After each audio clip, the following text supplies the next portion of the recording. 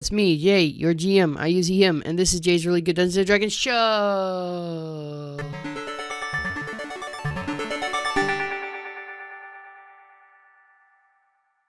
Today's episode is about the question, why do I think I have the right to tell you about playing Dungeons & Dragons? And the answer is that I play 5 times a week. That's right, I play 5 D&D games every week. And for that reason, I think that I am uniquely qualified to explain to other people how they can play D&D more often and the ways that playing D&D can be good. So, there you go. That's the answer. Now, you might say, Jay, that's too much D&D in a week. And you would be right, normally. But remember, I am the heir apparent to Matthew Critical Role, and someday I'm going to replace him as the Pope of D&D. And for that reason, I have to commit my 10,000 hours of practice so that eventually I can be summoned into the Secret Council of Dungeon Masters. That's right, the Masters of Dungeon Masters. There's a level beyond Dungeon Master that you didn't know about, but I'm revealing it to you now, the secret secrets of the Dungeon Master. You might be thinking, Jay, how do you have so much time that you can play 5 games of D&D a week? Well, the answer is quite simple, and also extremely complicated. In order to recreate the circumstances that I have, you need a couple things to be true. First, you need there to be a coronavirus, because that sure has freed up a lot of my schedule. Second of all, you need to go back in time and not get married or have kids. And you also need to eliminate from yourself any desire to ever get married or have kids.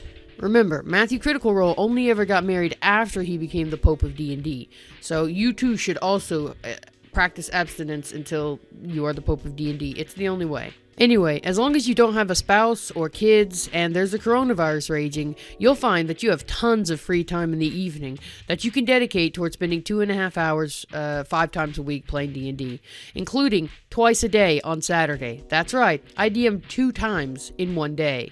That's how powerful I am.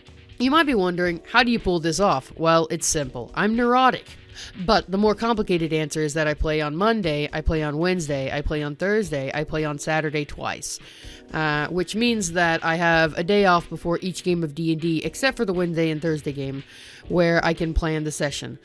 Tuesday, I do have to plan for both Wednesday and Thursday, but Wednesday, I run a D&D adventure module, which is Icewind Dale. I only took on the 5th game because it was an adventure module, and therefore required very little preparation work on my part.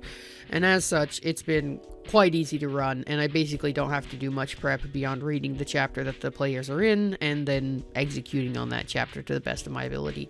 It also helps me that all my players like to roleplay a lot, which means that about 2 hours out of every 2.5 hour session is just spent with me listening to my players talk, and then like 30 minutes is me actually doing stuff, so that makes it a lot easier as well.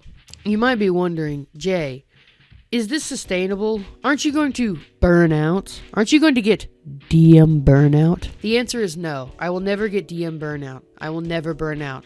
I'm just stronger and better at DMing than most people are. I'm truly too powerful. Someday, I will become the Pope of D&D. It's inevitable. Matthew Critical Role has sent the secret messages through the computer to me that indicate that in the future, I will take on the mantle of the leader of D&D. And so, all of this training is absolutely necessary in order to rise to my eventual station as the Pope of D&D. So anyway, that clears up another episode of Jay's Really Good Dungeons & Dragons show. Thank you so much for tuning in. If you enjoyed, please like and subscribe, and leave a comment with questions for future episodes. Additionally, please make sure to follow me in my Pokemon Snap career as a Pokemon photographer.